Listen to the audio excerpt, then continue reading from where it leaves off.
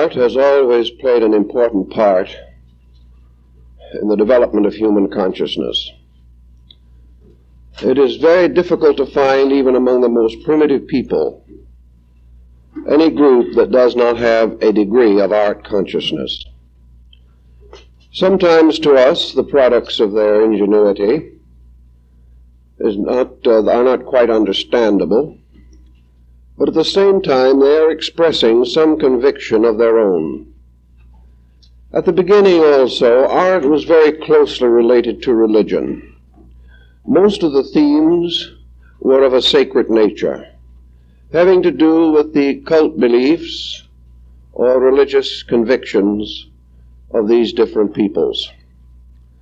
It's possible to trace most of the psychological development of mankind through the development of art patterns and the distribution of basic artistic motives. One thing that seems to be reasonably clear in the study of primitive art is that it was essentially honest. It was the best that the people could produce. There's been considerable debate lately as to whether there was sophistication in ancient art. By sophistication, we would mean a drift toward Impressionism or Cubism or ultra-realism among peoples who perhaps had never heard of such concepts. Whether instinctively the individual, as an artist, tried definitely to impose his own character, his own instincts, his own attitudes upon the productions of his ingenuity. There is no doubt that art is individual, and it is quite probable that each artist did try to convey some idea somewhat in his own way, trying perhaps to make clearer or more distinct a trend among his people, or perhaps through a little greater skill, naturally acquired, to produce a more worthy example of some traditional form. In any event, art was there.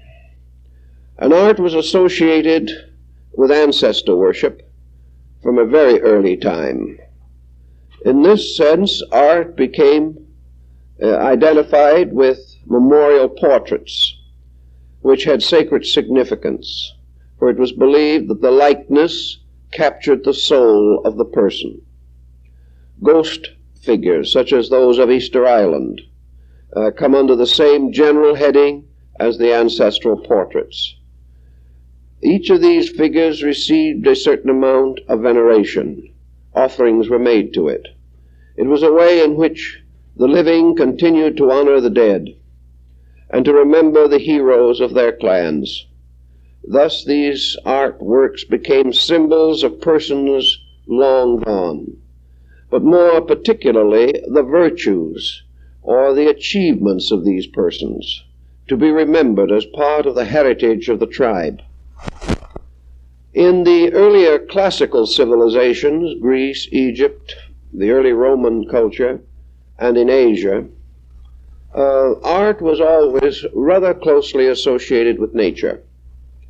Nature worship was part of ancestor worship. It was part of the recognition that the world is filled with spirits, spirits of life, spirits of rain and storm, spirits of generation. And as time went on, symbols appropriate to these invisible beings were developed into a common language by mankind. And all over the world, certain basic symbols are found, always with the same essential meaning. In the classical times, a man built his cities, his towns, villages, under the great brooding overpresence of nature itself. The individual only had to go out of his front door to be in a natural world, a world of forests, mountains, trees, rivers, streams, and oceans.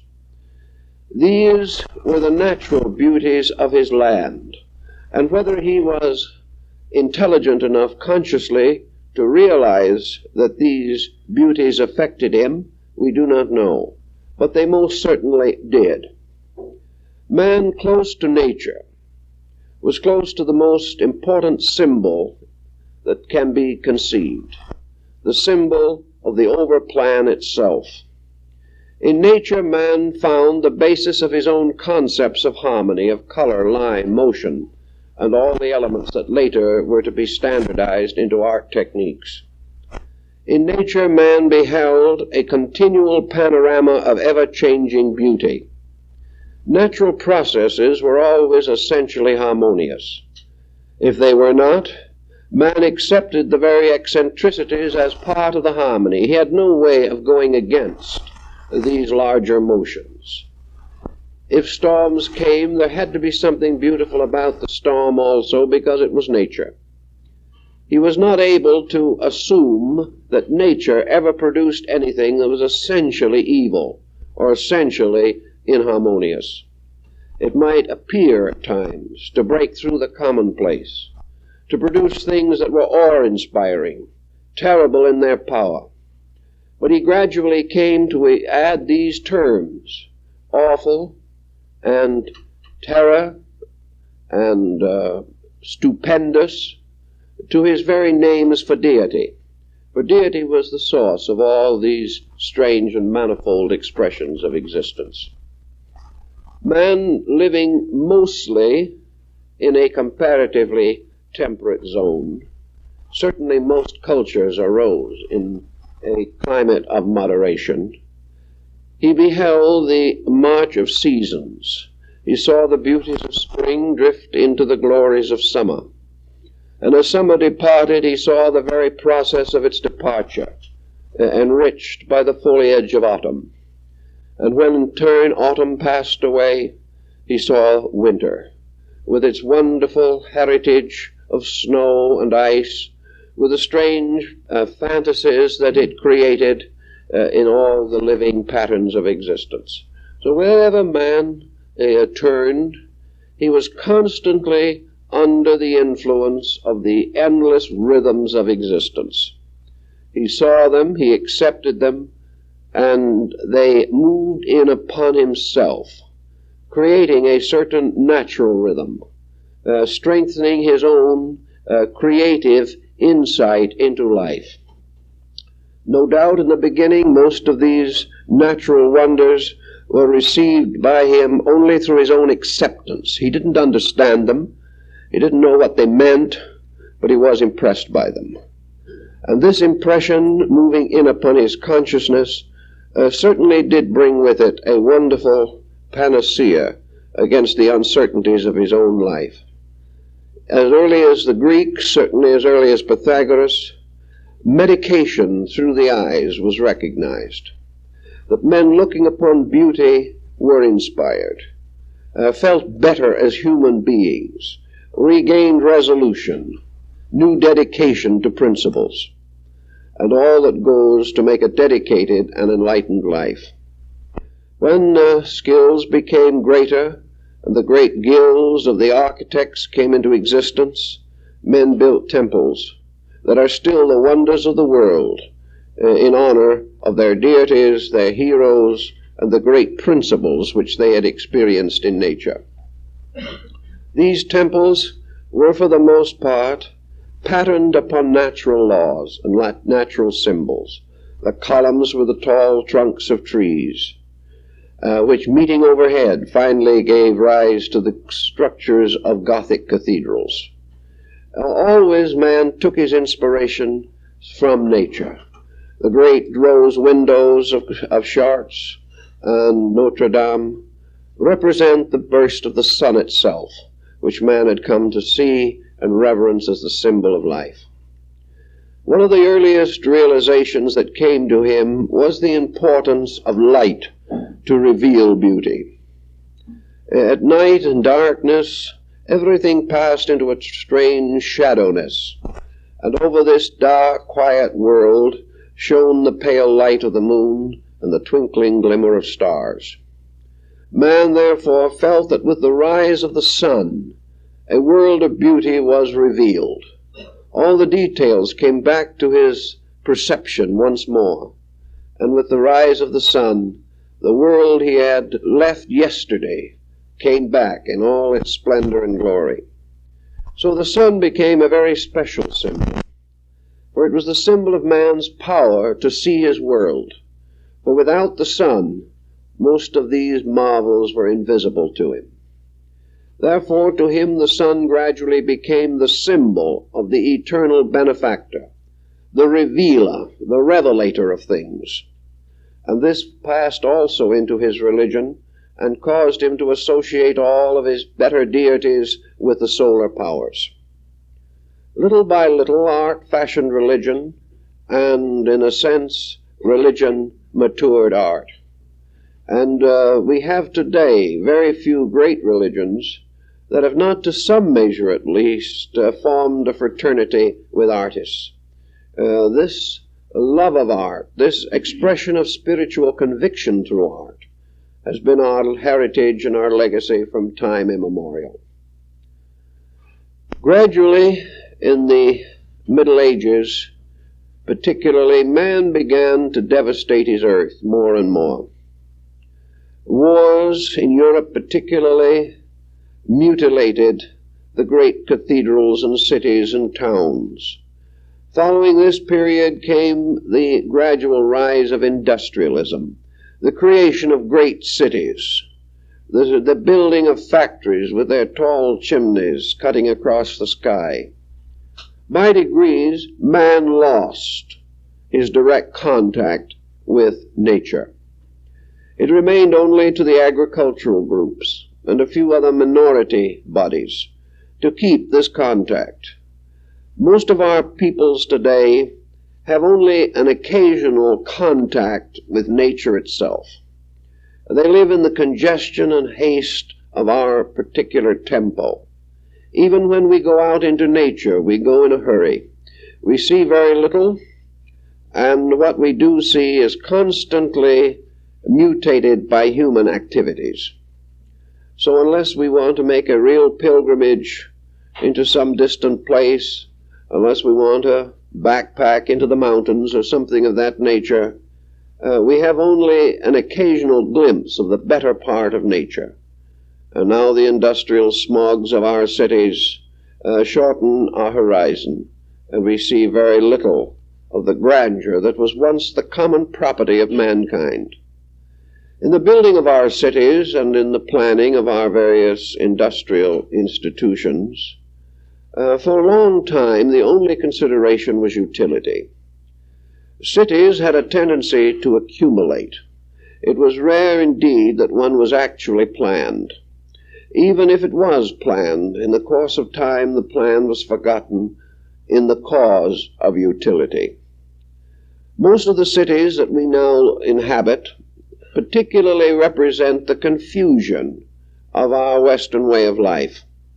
We mingle in the architecture of each community many styles, appropriate and not appropriate, largely according to the fashion of the owner or perhaps to the prevailing trend in architectural designing. Little by little, we have become style conscious. We recognize only a strange, individualized conformity. We want to be like everyone else, but still we want to be different in some way. But in our interest in being different, we are rather nervous and hesitant. We do not want to be too different. If we break away too far from the conventional patterns of things, we feel that we open ourselves to criticism.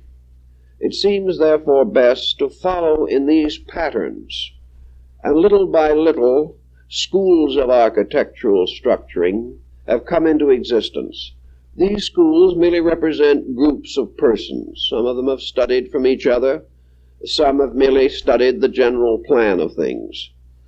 But these schools of not always inspired draftsmen have contributed most of our modern city planning.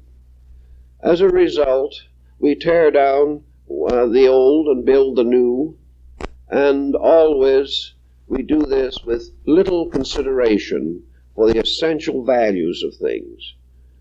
We tear down what we no longer regard as safe or appropriate or in harmony with existing styles. Then we build into a great conformity, and I strongly suspect that America is facing the gradual and inevitable reaction to this conformity.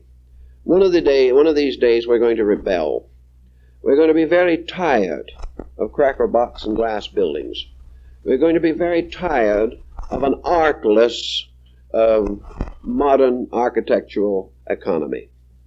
Of course, people argue this point considerably. One group will look at the United Nations building, which looks like a large block of ice in New York, and they will say, here is great creative design. The creative design is an absolutely basic, fundamental rectangle, and that is all. They are telling us about the great, pure sweeps of line. How this building rises in all the majesty of reinforced concrete. That never before have we broken away from the foibles. Here is a great, primitive, massive artistry, just about as dramatic and inspiring as an orange crate. But we are told that this is the way it must be now. This is the way things are. And so these great buildings rise, cutting off our views of mountains and rivers and valleys. We throw various bridges across rivers for purposes of utility. We need them. We have to have them. No one questions it. And so little by little we create an immense spider web of hodgepodge. And while it's all perhaps reasonably efficient until the congestion gets so great that we can't get around, still something has been lost. Something that is important to the human being. In the modern trend of things, we feed men, we doctor them, we pension them, and we bury them, and consider that we have in this way fulfilled all of our duties. It never seems to occur to us that man is alive, that he is something more than merely part of a passing show, that in some way man has rights, and one of the rights that he has is the right to beauty. He needs it. And where we fail to provide this, something happens to the man. Now we can excuse all these processes any way that we want to. We can keep on boasting of simple living and things of that nature, and perhaps we will have to endure the modern tendency towards cliff dwelling for another 100 years. But someday we're going to find that utility is not really satisfied by this procedure, that the greater utility is overlooked. We know, every expert on the subject tells us, that congested areas are the breeding places of crime. We know that the individual who lives always in the strange confusion of unplanned existence suffers as the result. As neighborhoods decline, as their structures are neglected and become no longer suitable really for tenancy, we observe also that the psychology of that neighborhood declines. And in these places where all beauty has faded from the environment, morality fades in the lives of the people. They struggle on, but there is less and less of strength to support them. And in a course of time, they even forget beauty entirely. They do not even know that they need it. They continue their small cycles of humdrum existence with the strange monotony of the unbeautiful pressing in upon them all the time. Add to this type of condition the tremendous pressure of speed, the high tension of living, and we have all of the ingredients necessary for a collective breakdown, nervous, emotional, mental, and physical. This type of situation has become consistently worse in the last century. Most of the great cities of Europe are old and many of them are neglected. The cities in this country were created by persons whose roots originated in some European culture. They came over here from different countries and brought with them a subtle longing for the things they had left behind. Perhaps they did not fully consciously know this. But when the time came for them to build, if they had any say about it, they incorporated something of the old country.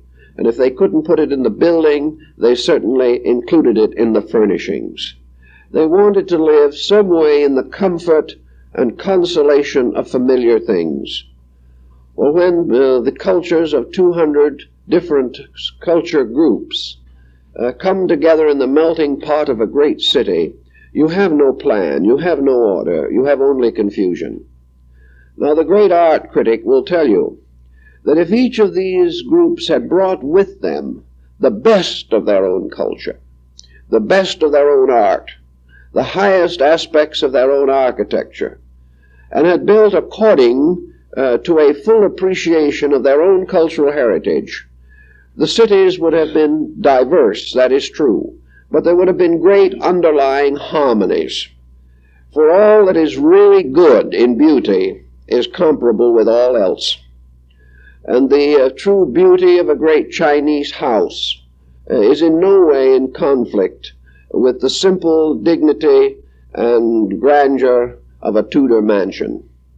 Wherever we find the great survival of art tradition, we find compatibility. But that, again, is influenced very largely by the economic situation. The cultures that we have here in the West were, for the most part, not the result of wealth. They were people of very moderate means who could not build the best. They could not do the things that restored in their consciousness the noblest part of their foreign heritage. They had to economize. They had to do things as simply as possible. They had to substitute a rather poor caricature for a noble original. These do not work together. These do not have any basic harmony in them. Little by little, all of this confusion certainly has influenced the aesthetics of Western man. From the general standpoint of things, the last 100 years have been the most sterile in Western art. Something has happened not only to the art, but to the artist. And that is because it happened to him that it was expressed in all of the things that he created. As cities increased, as the problems of industry became stronger, as competitive economics took over, the struggle for existence became too important. It dominated every other consideration. This struggle for existence gave little time, little means, little encouragement to the development of any truly national art. We are a country without an art. We are a country whose artistic roots are in every other part of the world except here. The only thing that we can really say is our own is the artistry of the American Indian tribes of North, Central, or South America. But this artistry is not really our own. It is the art of the indigenes. It is the art of the people who were here when we came. We did not understand them when we arrived, and we haven't improved the relation very much since that time. So this art also is strange to us essentially. It is natural only because it belongs to the earth, not because it belongs to the people who live here. With this lack of systematizing of our creative impulses, we have spawned a number of schools of neo-psychotic art. This does not mean that all Western art is bad. I don't want to give that impression. The trouble seems to be that most Western art that is good is not Western. That's just the difficulty with it. It is from somewhere else. The artist, when no one was looking, peeked into some ancient book from China, India, or Japan, and came out with a new house plan. He did not develop it from his own creativity. Now, there will be a great number of persons who will nod their heads sympathetically at this thought, and then will explain that is why we must break away, why we must have something new and wonderful and different and magnificent. This is undoubtedly true. No one's going to debate it. But how are we going to break away? Who is going to make this break? The individual, after 2,000 years of artistic deprivation, decides he's going to break away. What has he within himself? Where is his own sense of beauty? What has happened to it? Well, he perhaps is one of those persons who never had any opportunity to integrate a sense of beauty. All through the period of his schooling, he never got any further in the adoration of the beautiful than perhaps a few classes in drawing, in which he copied milk bottles, pictures, and an occasional wilted flower. This was his art training. Perhaps he then decided that he really needed something better, so he went to one of the schools or academies and enrolled. Here he found himself in the midst of a mass of confusion exactly like his own, presided over by teachers who were perhaps a little bit further advanced in integration than himself, but also were under the broad mantle of the prevailing confusion. Thus, the great creativity that we longed for did not arrive. And here we go right back to the Greeks and to the other people that we have mentioned. When the Greeks wanted to build a temple, where did they get the inspiration? They got it from their environment. They probably based their first temples upon the sacred groves where their deities were supposed to dwell. Here there were wonderful fountains flowing by natural law. Here there were great trees, and perhaps some pious person of long ago had built a shrine or altar there. From this shrine, standing in the midst of the trees, came the altars of great cathedrals, and also the altars of the great temples of Zeus and Athena and other of the deities of antiquity. The simple point being that the Greek brought into his art that which was familiar to him. So we now transpose ourselves into the present culture, and we say this is the only way it can be done. You have to bring into your art the experience of your own life. And the result today is something that very strikingly resembles a Spanish omelet that failed. Many of these pictures have been hung upside down in galleries with not even the artist knowing the difference. After he had painted it, he spent weeks trying to find a name for it, and very often gave up with something like study in X. He didn't know what to call it even. But it expressed himself, and the new great art was the art of self-expression. It was an art based upon what we like to term realism. And the combination of self-expression and realism, for the most part today, is rather morbid. Self-expression is meaningless unless the self is capable of expressing. And even if it is capable of expressing, what is it going to express? It is going to express experience. It is going to tell the story of itself in some way. It is going to tell the story of its childhood, of the house it lives in, and the street where it first played. It is going to tell the story of its education and its struggles, its convictions, and perhaps its rebellions. It is going to sum up with its own summary of life as it has known or experienced that life. And as the life of the average Western person is very confused, as it is made up largely of objections and pressures and stress and antagonisms and futilities and great fixations of attitudes, this is what we have in art. This is what we have in music. This is now what we have in literature. All our creative expression is telling the story of cities, of houses that have nothing in common, of freeways, of the tension and stress of motion, of the tremendous pressures of economic survival, of the problems of social adjustment, which often demands a tremendous sacrifice of personal integrity. Out of this kind of a situation, it is perfectly natural that we should decide that modern art could well express us if we use such mediums as broken up automobile crankcases in order to assemble a statue. This is our experience of life. Now, this experience of life, as revealed in the experience of art, should be a tremendous educational factor. It should warn us of the impoverishment of our own values. It should warn us also that we have lost individual acceptances. People are spending vast sums of money for this material. Obviously, some hope to make a good investment, and I think this is now the leading factor in art selection. It is not whether it is good or whether it is suitable. It is whether it will double in price in the next 20 years. This itself, of course, is a sacrilege, but it is the inevitable reaction of many factors. A person trying to choose how he shall spend or invest his money becomes thrifty-minded.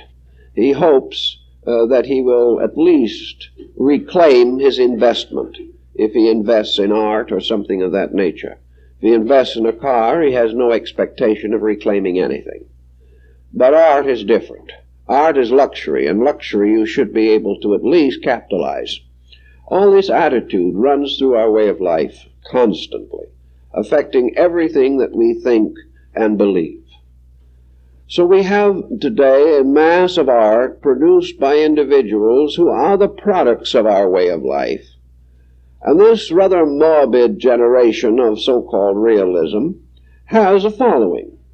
There are people who could not possibly paint one of these peculiar productions, who will turn around and see in it some deep and wonderful rapport to their own soul. This is because the artist and the purchaser both grew up in the same neighborhood. The one is depicting and the other is accepting. The individual who has had this rather unhappy type of life sort of resents gay art. It's sort of an indictment of some kind. Perhaps it makes him long for those mountains and the streams that he cannot go back to, and as a result, happy, pleasant themes are not acceptable to miserable people. Also, in a sense, art becomes a justification of personal conduct. Art becomes a philosophy of realism. It contributes to defeatism if it is defeatist art.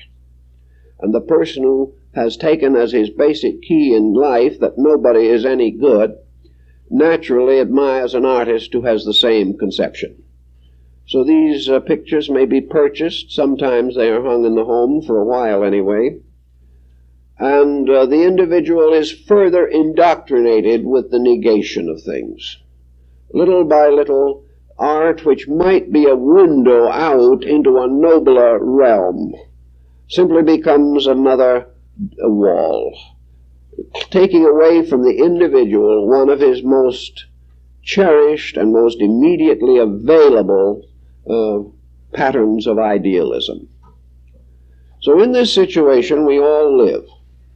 And I think we all come gradually to sense the need for something that gives us a restatement of faith in ourselves, in our fellow human beings, in the direction of our way of life.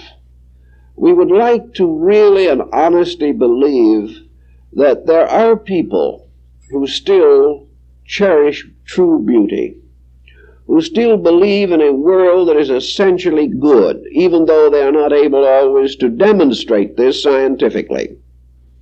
We like to feel that somewhere hope has a proper place in our program of culture. that it is not enough for us to turn to the fascination of science, to the endless accumulation of gadgets and gimmicks.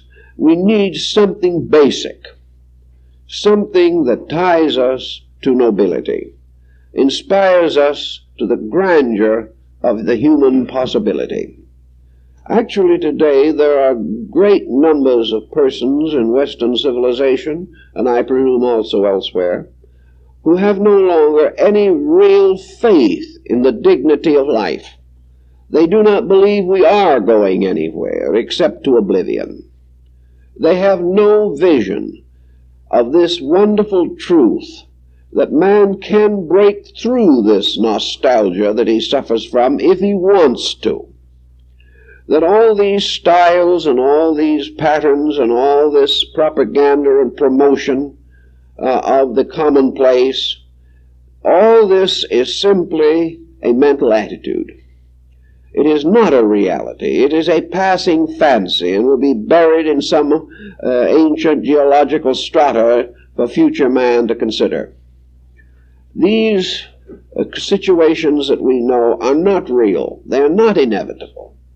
And this state of disillusionment is not universal truth, just because a great many persons believe it to be true. It is the product of this constant pressure of a negative or a meaningless environment upon an individual who is not very well oriented in his own right. Something here has to become strong. And today we look for this strength, we simply do not find it. The individual is not taught to be strong. He is not taught to honor the honorable. He drifts along, gaining technical knowledge in some chosen field, but his inner life is totally neglected. The division in the Western culture resulting from the Protestant Reformation meant that until very recent years, most Protestant churches were completely devoid of art. They had this charm of perhaps a colonial structure and a pleasant little steeple rising on the corner. But as works of art, these buildings were comparatively meaningless. The individual went into a bare building with pews and a very plain altar. Here he received such instruction as might be expected from square-toed Puritanism. There was nothing of beauty in the development of religion until architecture began to take over and a certain maturing quality arose, and persons desperately desirous of some creative expression resolved to improve the beauty of their churches. This has been general since that time. We've had some very charming and delightful buildings. But here again is interesting. The man who designed the church had just finished designing a factory. He did the best he could, but he was not trained in the creation of sacred structures. He did not know the importance of the symbolism of religious buildings. He did not know how to use the elements of form to create mood. So these buildings are charming, but for the most part they are not very important religiously. They are far better than what preceded them, but they have not yet become involved or built into a science of spiritual relaxation through structure, through environment, through confronting the individual with the orderly picture or the orderly symbol of a great faith. These structures, therefore, are not accomplishing the maximum, although they are certainly an improvement over what we had 100 or 150 years ago. Realizing, as we must today, that the momentum of industrialism, the momentum of political, social, religious, racial, cultural confusion, this momentum will be very difficult to break in the terms of a national program. If we have to wait for the country or the world to wake up to spiritual value, we may have quite a long wait. The need of the individual, however, still remains, and fortunately we can meet that need. The person must make his own plan. He must set himself his own program of how to make beauty a living force in his own life. His most basic pattern, of course, is to try to reestablish the psychological communion with nature itself. For the most part, this is not practical, however, to modern man. He cannot do it. His responsibilities and the heavy pressure of his business life will make it very hard for him to have more than an occasional contact with the natural world to which he belongs. He may make a vacation to Sequoia Park and see the great trees there. He may have a weekend in Yosemite. But this type of thing is not the answer to the real pressure of cultural need. Those few days in the presence of beauty were not enough. He came without preparation. The first week or two would be only an adjustment, a letting down, and by that time he's gone. So here we have a very hard problem in restoring people to nature unless they choose to live in some comparatively remote and inaccessible place. The next best thing is to try to bring art more closely into personal life, to bring it into the home, to bring it into the personal life of the individual. Here, of course, there are other difficulties that have to be considered. The one fact remains: the average person can organize and integrate the space in which he lives. He can do something to make it as nearly as possible an important influence in his life. To do this, he must fashion this space himself. There is no use trying to hire a professional to create artistry in your home. All the professional can do is to create the artistry which he would like. He would be quite sincere, perhaps, and rather expensive, but he would give you what he considers to be right. And this is the same thing on an aesthetic level as another person telling you what your religion ought to be. It is not really satisfactory. It is something, perhaps, that never finds a sensitive chord of appreciation in your own heart. This may be why these expensive decorating jobs are nearly always annual. The individual does not feel comfortable, so he decides to try it over again.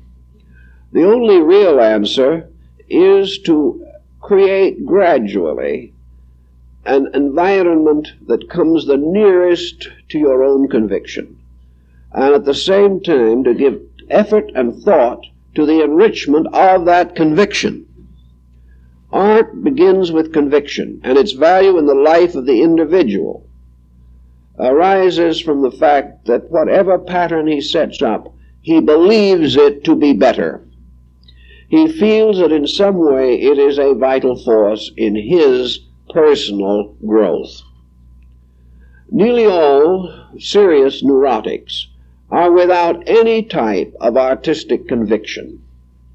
It is one of the most common causes, apparently, of the breakdown of human integrities. Conviction reflected from your walls, from your furniture, from everything that you have, is a strength when you need it. Conviction is something that is constantly going into your consciousness through your eyes and doing something for you or to you according to the nature of it. So if you have some interest in these matters and would like to gain at least the support of beauty, the support of something fine in your own life, then certainly it is important enough to you to be worth perhaps a year of rather careful study, in which you no longer take it for granted that your taste is good. It may be better than the average, but it may not be as good as it could be for you. This depends on how much energy and thought and time you have given to it. If you are a serious person, if you're really striving for answers to basic problems, it already indicates that you have the capacity for inner development, that you can release through yourself your very attitude, basically, of desire for self-improvement carries with it the answer to its own need. So it is not impossible for any person who is sensitive enough to know that he should improve, to use the various means available to assist in this improvement. First of all, I think the average person, artistically speaking, should work with his personal immediate environment, whether it is a house or an apartment or a single room. Do something with it. Become an artist.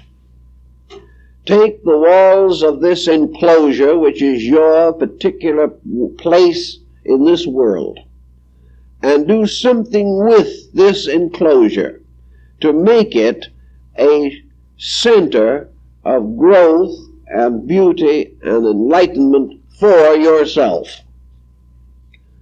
It's really worth a great deal to do this.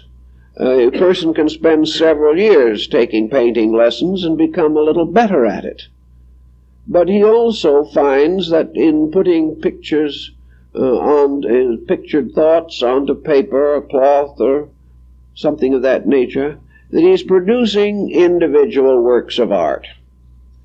With the same artistry, he can create a three-dimensional picture in which to live his own immediate environment.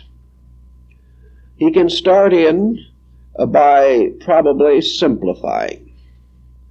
While we all have to start with, in art, particularly in picture designing, is the blank sheet of paper or canvas.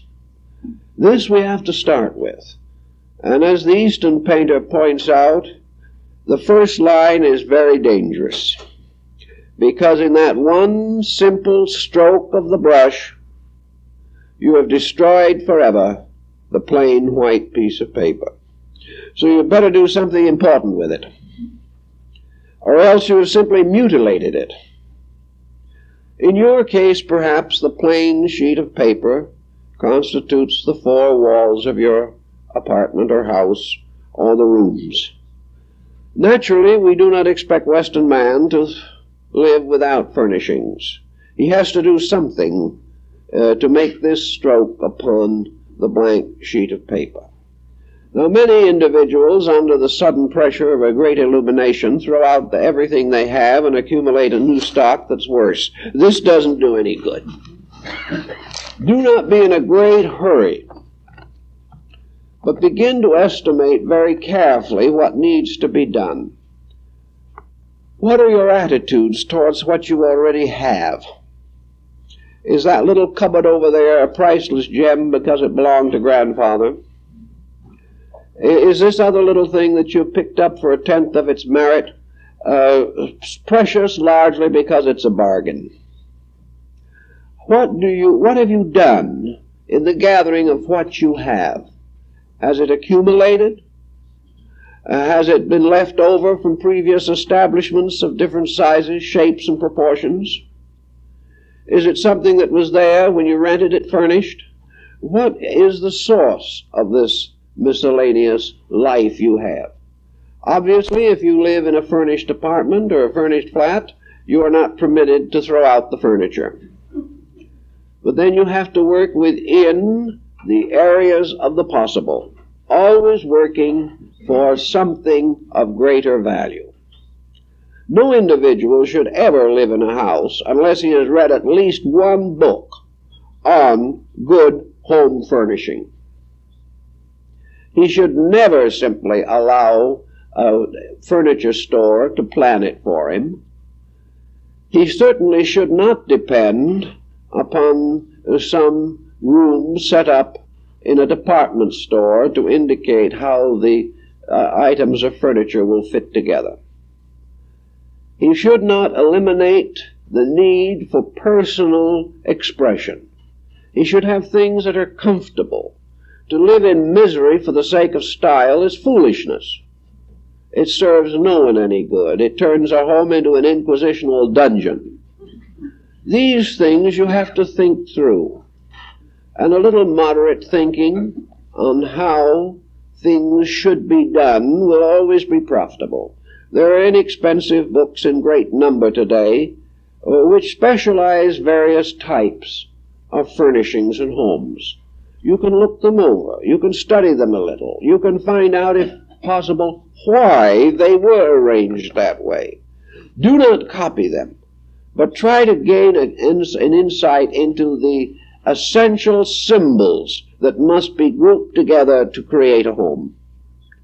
If you do this carefully, if you are watchful and thoughtful, if you do not create a hodgepodge as the result of all your friends telling you how to do it, you may end up finally with something that is rather important. That is, a place which expresses you. Now, if it expresses you, it may have a few things wrong with it. Let's face that. Because you're not too sure that you are going to express the best of you immediately. You cannot. A person who loves art has to evolve. And the paintings that he bought at 20 are not the paintings he will love at 60, unless he was an awfully wise 20-year-old.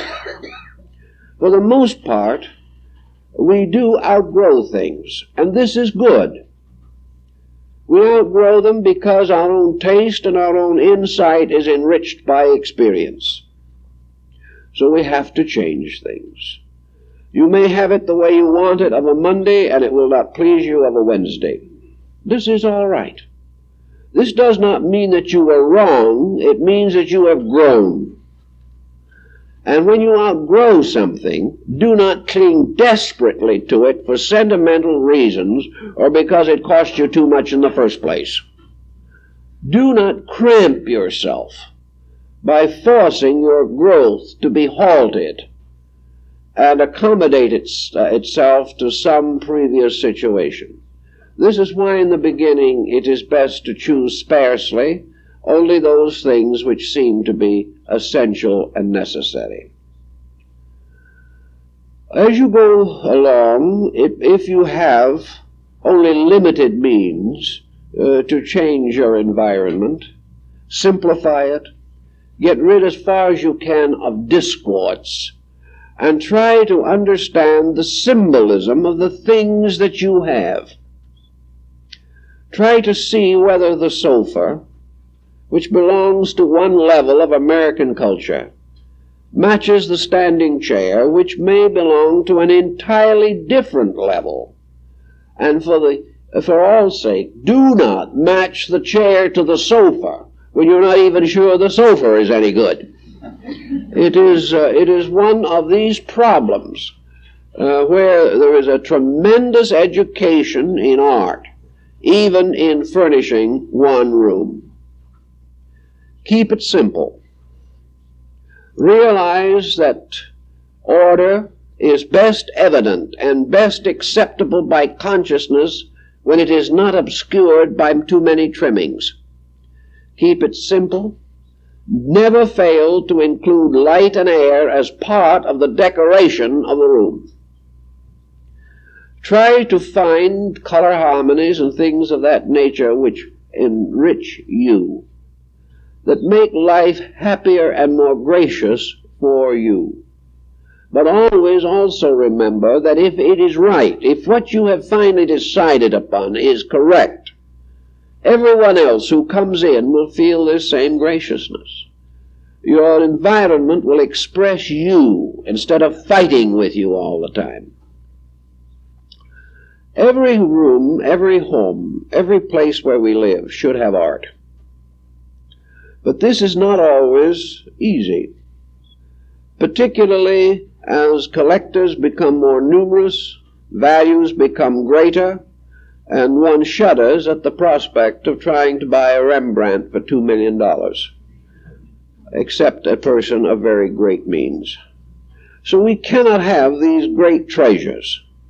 And this causes us sometimes to take the attitude that as long as we cannot have the best, we do not need anything. Art seems still to be listed by most people as part of the luxuries of the wealthy, instead of being recognized for what it is, an absolute necessity of the average person. But if it is not possible to expend a vast sum in art, there are points we can remember here also.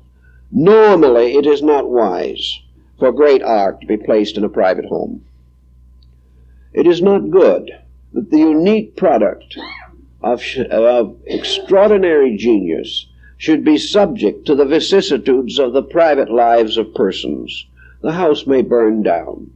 We lost hundreds of thousands of dollars worth of art not long ago in a fire here in California.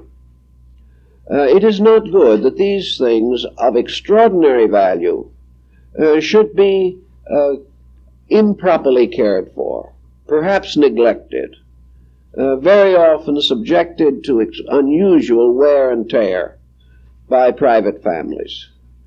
What we are looking for is not this terribly expensive thing, but the gracious thing that the average person can have. And usually it ends by the art taking over. If one really fine piece of art comes into a family or into a home or into a room, it will gradually dictate its own environment. It will demand certain things. It will indicate clearly that it is not happy if the environment is improper. And the art may therefore take your place as the critic of your environment, demanding certain beauties, certain nobilities, certain integrities as requisite to its own comfort in that particular environment. So it's nice to have the idea, at least, of having something of art value. Now, very often, the individual who loves art does collect things. He collects often many different items, which perhaps are essentially disassociated, but can still be brought into an association through the inner life of the person becoming great enough to enclose them all within its consciousness. If such a thing happens, the individual may have material with which to build already his art consciousness. One thing that we learn from the Oriental is the importance of not confusing space with an overwhelming display of things.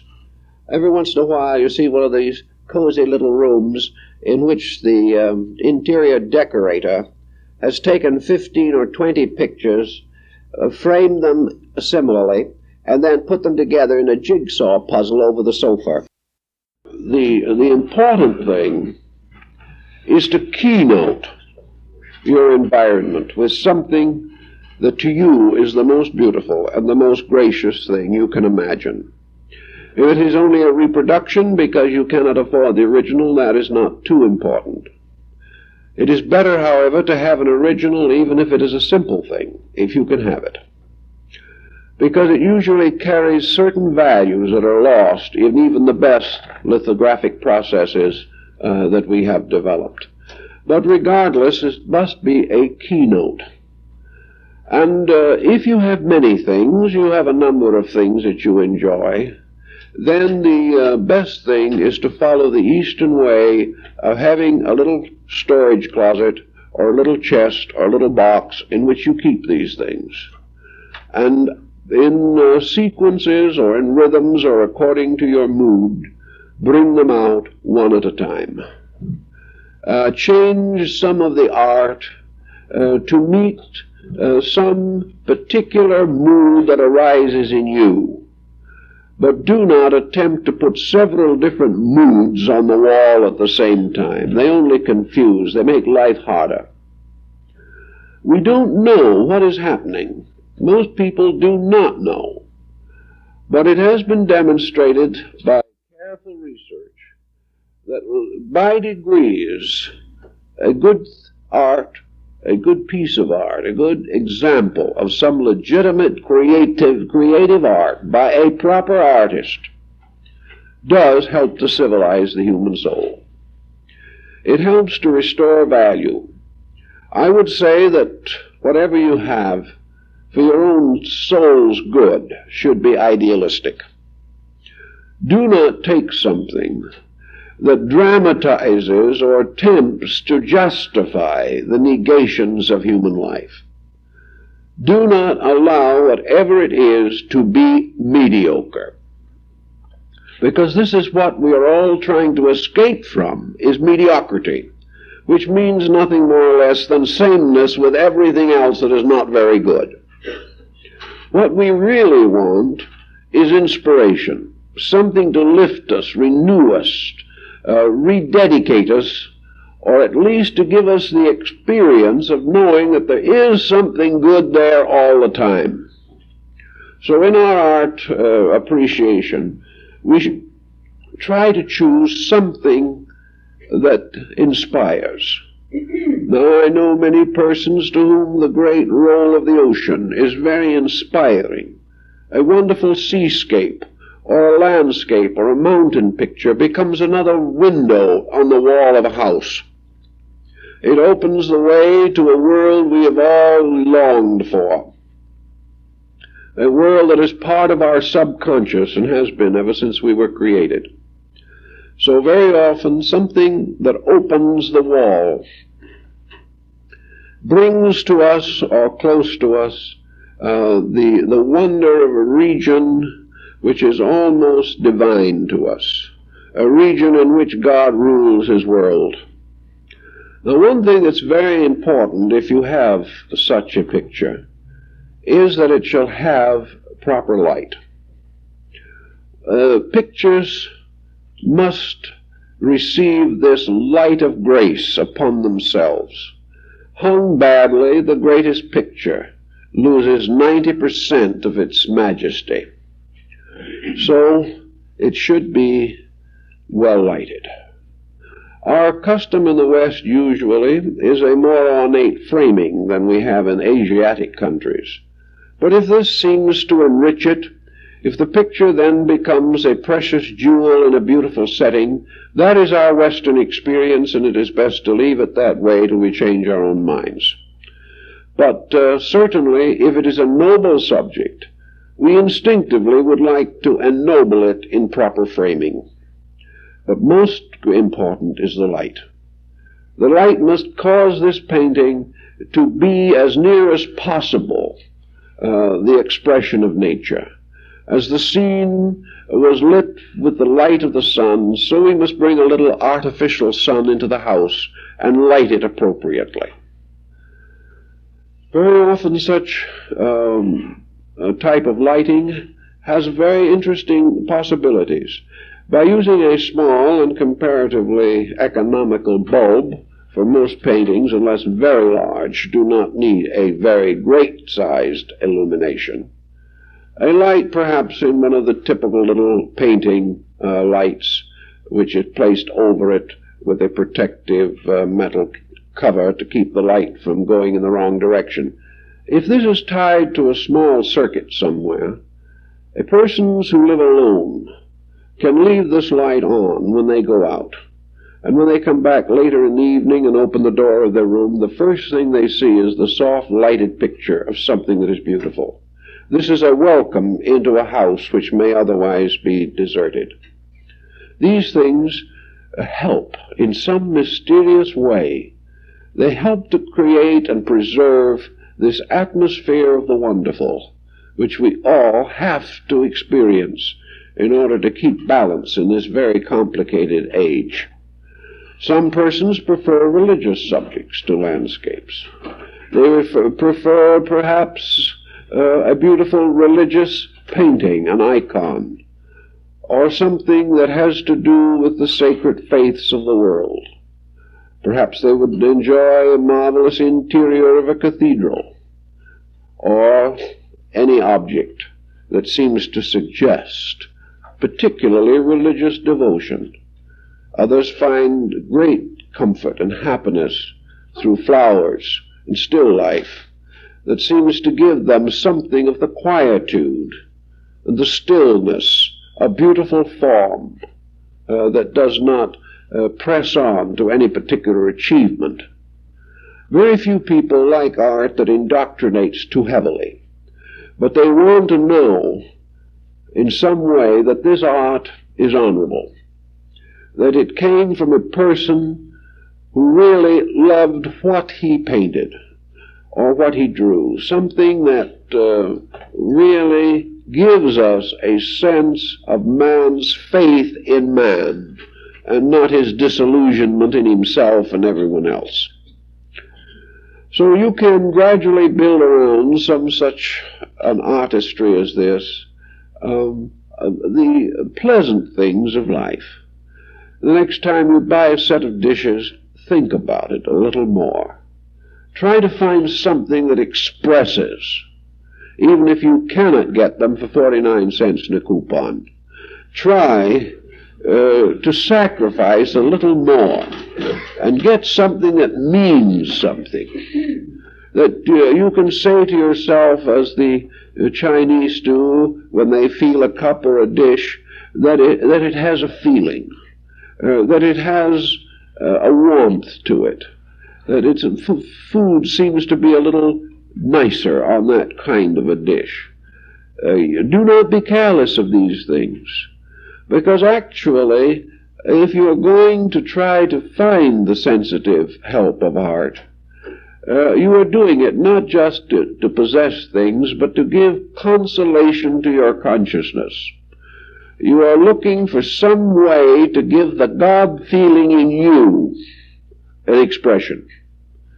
And you have to be prepared to make a sacrifice, perhaps, a sacrifice of some more expensive pattern, in order to get this consciousness, this sense of the essential rightness of things. The same with all these different problems that come up in connection with artistry. You have to not only take it in, but you have to express it. As most persons are not capable of expressing through such creativity as painting or sculpturing, they express everything in simpler ways. And here again the Asiatic gives us a wonderful lesson. The great artist who paints in terms of a little garden, he has given just as much thought and skill to this as any Leonardo. But he didn't use a brush. He used rocks and sand and green things. He did not model with a chisel. He very carefully and gently put these things together, expressing, however, an artistry just as mature as that of the greatest painter or sculptor of Western tradition. So we create expressive art in various ways. And one way that we can express our creativity is through our environment, through our selection of clothing or adornment, or through the types of things that interest us, and perhaps through some hobby or craft that has become important as a term of self-expression. But we are looking for the artist. We are trying to release the artist in ourselves. And if we do this systematically, we will have a tremendous spiritual satisfaction. Too many persons do not know what to do with a quiet evening. So the first thing they have to do is kill the quietude. It is too oppressive. Here's another field for the development of art consciousness and art appreciation. Today, as perhaps never before in history, books on fine art are available. It seems as though the world has risen to this need. There's perhaps no indication of our need and hunger and starvation for art more clear and direct than the present selling of books in this area. We used to have a few well-honored old volumes on art, and every family library should have at least one. But today it is entirely different. These books are magnificent things, illustrated in color, reproducing for our approval the art treasures of the whole world. Great paintings, great ceramics, great textiles, lacquer work, marvelous sculpturing. The treasures of the Louvre, of the British Museum, of the Vatican are all available to us, and also most of the great art treasures of Asia. It's nothing anymore for these books to be published at considerable prices, and they're out of print almost immediately. The American public today is absorbing tens of thousands of volumes, probably hundreds of thousands of volumes, of art books, ranging in price from $10 a volume up. And it is not at all unusual to see these books priced at $25, $35, or $50 a copy. And if you go back the next day, it's gone. The demand for this seems to be a subtle indication of man's need. Books like this would not have sold and could not have sold 50 years ago. But man is looking subconsciously for this type of thing. He is more interested than ever before. And in these fine volumes, some of which incidentally are available in inexpensive reprints so that you are not left out in the cold, they can be had either used or through the public library or in popular reprints, by which the individual can spend a quiet evening, many quiet evenings, simply moving through the beauty of the world, the beauty of human endeavor. And there is nothing that restores man's faith in man more quickly than to see how man has sacrificed and dedicated and suffered and died in martyrdom and poverty simply to preserve beauty, to make things more wonderful, to leave behind some marvelous picture or work of art that would bring joy and consolation to hearts for centuries to come. This type of thing offers a very wonderful mellowing experience to the individual. It is the correct therapy for the daily paper. It is the proper corrective to the commonplace thinking that is forced in upon us all the time. We pick up the newspaper and read of more crimes. But then we can also pick up a marvelous book showing the magnificent achievements of Michelangelo. This was a great soul, a soul that was perhaps tortured, a soul that did not achieve all things well, that we understand, but had certainly a great inner consciousness of beauty, and has left us imperishable monuments. This was a striving soul, seeking perhaps to outgrow its own littleness, but achieving much for the benefit of mankind, like a great musician or a great composer. These flashes of the divine in man come to us in thousands of colored pages today.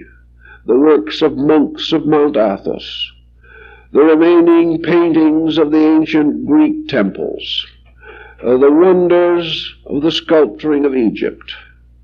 Everywhere we see these great arts dedicated in some way to the ennoblement of the world, to making structures more beautiful, to decorate the tombs of the illustrious dead, to honor the living gods. These great works of art we have available to us, and they can help us and they can strengthen us in the rededication of our own lives. They help us to orient. They do much more for us than the passing situations that arise. And we can gain certainly much more from a few hours with these beautiful things than we could possibly gain in the same time in a motion picture show or watching a television program. These programs bring us back to the earth. Great art raises us to heaven. So there's a little need of this raising up of life at all times. Most religions have developed strong art programs, and their artistry has been one of their greatest converting powers and their sustaining powers. For this artistry brings man new confidence in man, and new confidence in the mysterious universe which the great artist tries to interpret. So I would say that every person who really is interested in religion should realize that philosophy by itself just doesn't accomplish the end. You can read great books of wisdom, and they're good, there's no doubt of it. You can read scholarly studies and comparative religion and ethics and all the different faiths of men. But it's rather good today that most of the books are illustrated. It is very important to also give beauty a natural expression.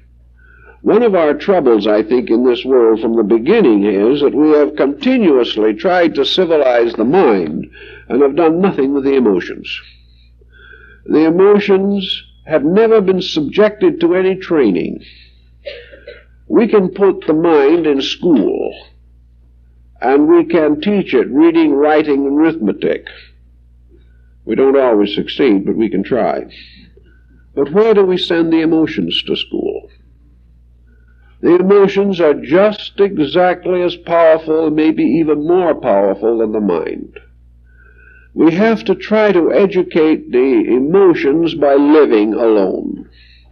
We do not educate the emotions by any particular program. Perhaps the nearest program that we have is religion. But this, again, is to most persons not a very intensive course. They take it rather easily at this time especially. So emotions, which for the most part vitalize thoughts, because an individual looks for the answer to a problem because he feels the problem. The mind is only a sort of servant of emotional pressure. What the emotions want, the mind tries to figure out how to get. But most of our dynamic is emotional, and most of it is completely untrained. We cannot actually head on into the emotions and tell them what to do, because they won't do it even if we do.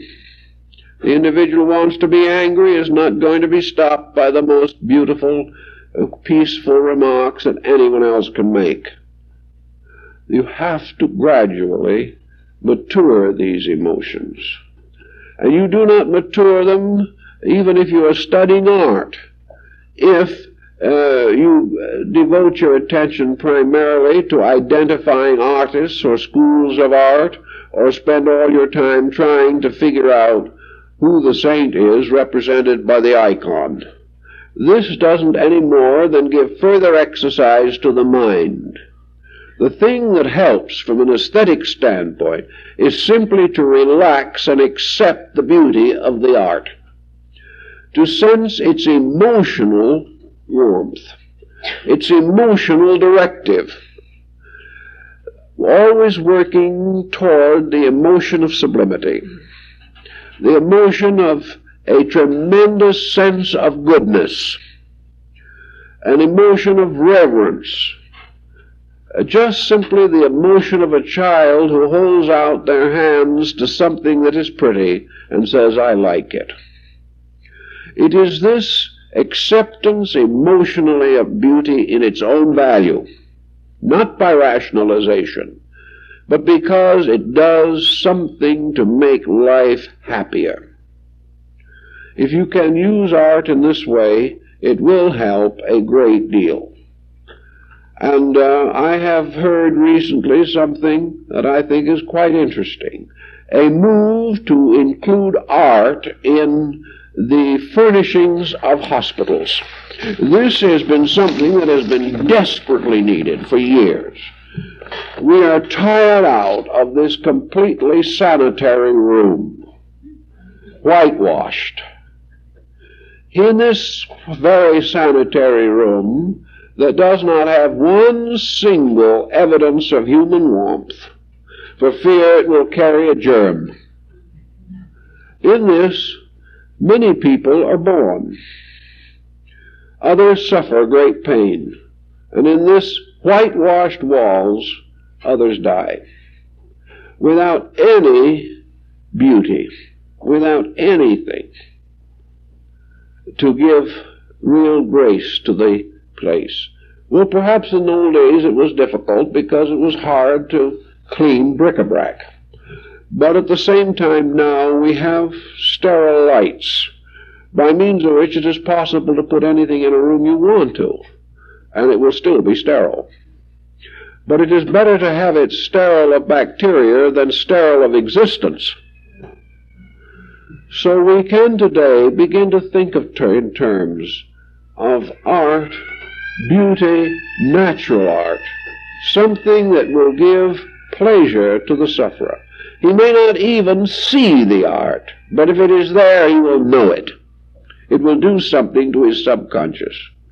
Doctors are doing the same thing with their offices, and there is more and more interest in what might be termed psychological art. For offices of physicians, psychologists, mentalists of various kinds, art that helps the individual to recover, even while he's waiting for the session. Something to bring beauty closer and closer to us. Let us not be satisfied with this streamlined efficiency that we have liked to call beauty. The clean line, which is clean of any meaning also. Let us rather try to think of something in terms of grace, to counteract the sterility of our way of life with the great fertility of our own insight. So I think that it is very good and important to constantly remind thoughtful persons of the need of art. I talked to a Japanese dealer, when I was in Kyoto, and he said to me, about 9 out of 10 people who come in to buy art are women. Well, I said, how do you explain that? Oh, he said, I think from what I've heard listening to customers, it's because men think that art is effeminate. Well, there may be a certain point there. That they would like to keep at least their artistic interests in their wife's name. They feel foolish going in looking at prints. They feel foolish handling small art objects.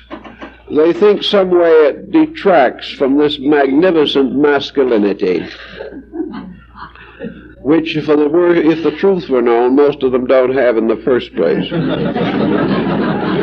Actually, however, most of the world's greatest artists have been men. This is an interesting cross point. It's like the great chef, nearly always a man. It means that men have certain attitudes about these things. Another attitude that prevails is that the man feels that the decoration of the house is his wife's part of life. But certainly they can get together on it on some basis. If they can live together, they can enjoy beauty together. So a man who has so much rather rugged economic pressure at the moment is perhaps the best candidate for art. And there is art all over the world that is strong enough and powerful enough and dynamic enough to hold his attention. He may not be so good on some of the most sensitive, abstract subjects, but the great art of the world was created, most of it by men, for both men and women. And the world can all appreciate it. And you'd be surprised how much great art is appreciated by small children. So in this area, there is nothing really too serious to detract. The journey in search of beauty is often a wonderful hobby in life. The haunting of places where lovely things might be found. These make better reasons for living, certainly, than the humdrum way in which so many persons spend their years. So the drama of art becomes the drama of value. It becomes the power gradually to detect merit. It becomes the constant unfolding of consciousness. All these things together make it a tremendously dramatic field and a wonderful outlet for persons who otherwise are in very routine situations. If they have much time, they can do many things. If they have little time, they can still spend a few minutes in the evening studying some type of art that particularly delights them, learning to know its value, know its meaning, why it is good, and perhaps finally coming to the point where they can compare their own intuition with the judgment of the expert. These things all add up to a wonderful experience, and they certainly will help to bring release and variety to living. We are too cramped. The wealthiest people in the world, with more of almost everything available to us than any other nation possesses, we are unable to find happiness because we have never linked happiness with beauty. We have never made it a part of our lives to be observant of the tremendous message of nature as it is interpreted by great art. The artist sometimes does a little censoring work for us. He takes away a few trees and makes the landscape more beautiful. This is his skill. He is trying to give us the best balanced composition. The Greeks realized that the perfect mathematical balance of a picture was geometrical, and that this geometry was directly available to the human soul, which functions, as Plato pointed out, as a geometrical entity. As God geometrizes, so the human soul is particularly happy, or rejoices, as the Greeks would say, in being brought into the presence of geometrical order. A perfectly composed picture pleases you because mathematically it is correct. Mathematics are the bones of art, upon which the artist builds various flesh and clothing. But everything in great art is orderly. It is something that gives confidence, gives courage, gives integrity, and rejoices the soul, because the soul perceives in great beauty the similitude of itself. So with all this type of thinking, with our searching for truth in many different areas, let us always remember the importance of the search for growth through beauty, through the cultivation of the consciousness of great art. Well, our time is up, so I guess we'll have to call it morning.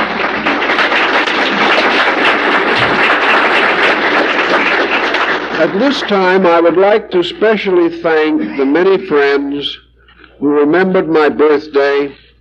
I got some delightful cards and some wonderful remembrances and gifts, and I'm very grateful. And I can't thank you all personally, but please accept my most profound appreciation for your kindnesses. I'd like to also announce that on next Sunday morning, we're going to discuss how far we can trust our intuitions. A man told me last Friday that he had a strong hunch, but the stock went down. Now, this can happen, so next Sunday morning we will discuss the problem of intuition. On the book table are some publications that you may find interesting and important. Research on Reincarnation, a recent publication. Short Talks on Many Subjects, which is a group of the letters which we wrote to our study groups a number of years ago. There's been interest in them, so we have published them. The Astrological Philosophy of Eclipses. I have had several letters in the last week by individuals who wanted to know whether they should move out of California. I can't really advise it. I think whatever happens, we better stick with it. And anyone interested in my feelings about this problem can find it summarized in these lecture notes. I'd like to also announce our gift shop. There are several new items in which I personally selected, and I think maybe some of you will be interested in them, and for cards for Easter greetings and things of that nature. And also our library. We sort of anticipated the birth of spring in our exhibition for this month, which is devoted to flowers, birds, and other delightful subjects. This exhibition, for your benefit and your pleasure and enjoyment, we hope you will visit this morning and also look over some of the interesting things we have there. In the library extension downstairs, there are 2 cases of No prints of the No Theater of Japan. We have one of the finest collections of these prints, I guess, in the United States. And they are very dramatic, representing the sacred theater. And, of course, in a way, they are great examples of art because of the tremendous skill and artistry of this particular form of drama. So we hope you will visit there. We have all kinds of things for you to look at if you have the time. We hope you'll have a cup of coffee and share with your friends in a little social meeting, which can also be a fine art of acquaintances and contacts.